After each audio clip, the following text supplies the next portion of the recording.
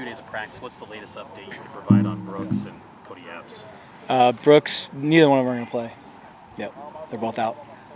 Do you think it's a long-term thing, or is that just week to week?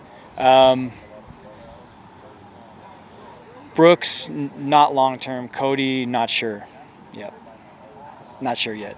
With Epps, it was late in the game, wasn't it? Yeah. Was there kind of remorse of, like, with the game already out of reach at that point? No. I mean, we were trying to play. We got to be more competitive, So we were not interested in subbing there. We were playing so poorly that we needed to just be competitive, and so that was not a time to sub.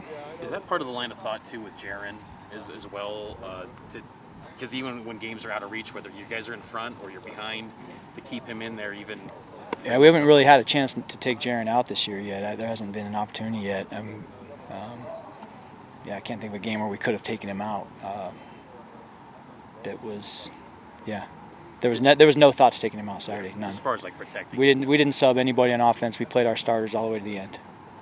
On those and I would do that again. Yep. On those fourth down situations, is it Kalani's call? What's the kind of mechanism? Does he see? Yeah, we're an analytics team, so we know going into the series. We know on first down if we get to a certain number, we're going, and a lot of times that number can be as high as. I mean, there was times Saturday where the number was high as 15, and I think we went for 1 on 4th and 9. It's just following the book, and we've been doing that for 3 years, and we've been very good at it. This year has not gone as well for us. We're not playing complementary football as well as we have the last 2 years, but it's not something we're going to go away from. And then one time we actually should have gone for it when we didn't, and we punted and we netted like 17 yards. So going for it, even if the number is high, going for it is usually the right move. It just feels awful when you don't convert, and we are not converting fourth downs as well as we have in the past. How do those numbers, if at all, affect your play calling mentality, for example? They affect it a lot. So like if I know on first down that we would go for it on, say, 4th and 4, it might affect what you call on first and second down. And it's been that way, back to when Zach was here. I would make a different play call when Zach was here too if I knew what the number was, and our quarterbacks know what that number is as well. That's just how we operate, yeah. So you said on the corner that you guys were a little fragile. Yeah. Is that kind of, I mean, everyone talks about BYU's maturity and all this. Yeah. And then I think some fans found that a little shocking. Yeah. Can you kind of describe what you meant? Well, maybe that wasn't the best choice of words, but we seemed that offensively, at least I was talking about the offense. I just thought that Saturday I was really surprised. I thought we've always been a very resilient group. In my time here, even when we weren't that good in our first couple of years and we were building this offense, I thought we were always a team who would thrive in adversity and play really hard in the toughest situations. And I didn't think we did that on Saturday. As like I'm used to seeing. The good news is we have a group of guys that I've seen do it before in tough games, and when the chips are down, we've been a team that would rise up and be up for the moment, and we've done that this season multiple times. And so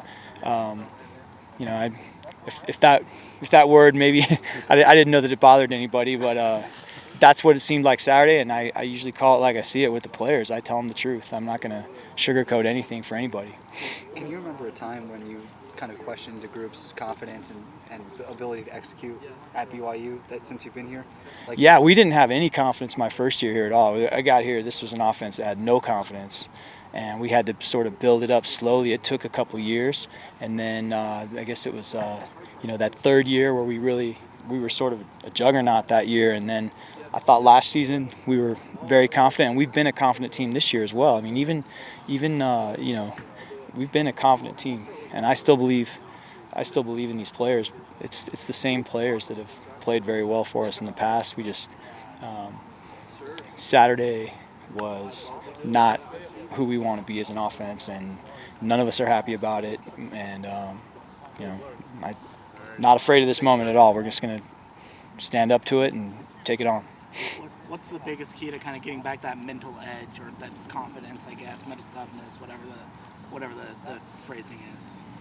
you just have to go out and execute one play, and then you play the next play, and you can't be looking at the scoreboard or counting how many possessions you might have left in the game or you have to just play this play and play it with toughness and aggressiveness, and then play the next play, and you keep working your way through it. And that's been the focus this week, is just one play at a time, one game season. Don't think about anything that's happened in the past or ahead. And that's how it should be every week, though. I mean, it's cliche, it's boring. I know you get tired of hearing that, but every week should be that way, and that's how great teams operate.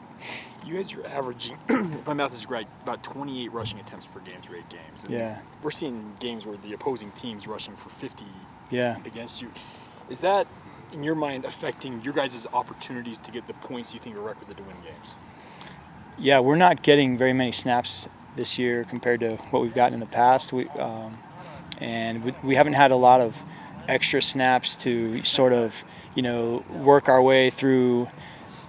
Usually in the run game, most games there's a process where you are running the ball, trying some things, and you sort of sort things out, and you find out which runs are hot, and then you feature those runs maybe in the second half or the fourth quarter. And we did that a lot last year.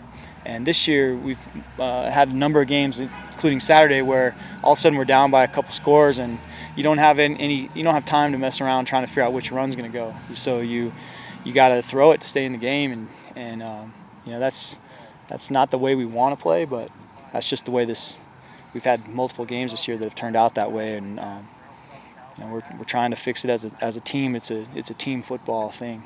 Kalani said that Joe Tukuafu beat out Connor Pay to be the starting center the last 2 games. Is that your call, or is that Coach Funk's call, or and I guess what did Joe do to deserve that? It's both of us, and that's a situation that's still competitive. They're still competing for that all the time. Thought Joe deserved a chance to play, and he's played the last 2 games. There's a chance we could shake it up again this game, and Joe's a good player. He's a really good guard. He can also play center. Connor's been a good player for us too, and we have options there, and every day is competitive, and that's one of the things we're looking for, is what's the right combination of those 5 linemen. How's Jaren's shoulder doing this week? I know it's always kind of a delicate. Better, yeah. It was good last week. I don't think the shoulder had anything to do with why we didn't play well, and he hasn't missed a rep this week. He's throwing the ball well and looks good. I think he's 100%. Have you changed the way you prepare for play calls throughout the game, knowing that you might not get as many snaps as normal? Does that change anything for you throughout the week? Not really, because the goal each week is you don't want it to be that way every week. So we have the same. What's changed though is you feature who your best players are. So last year Tyler Algier was clearly the guy we were going to feature every game, and this year that's been Puka, and so it might change a little bit. Your game plan might evolve a little bit to who you're trying to get the ball to, but our process and the time we put in and the way we go through it is still the same. All right, thank you. Okay. Thanks, Coach.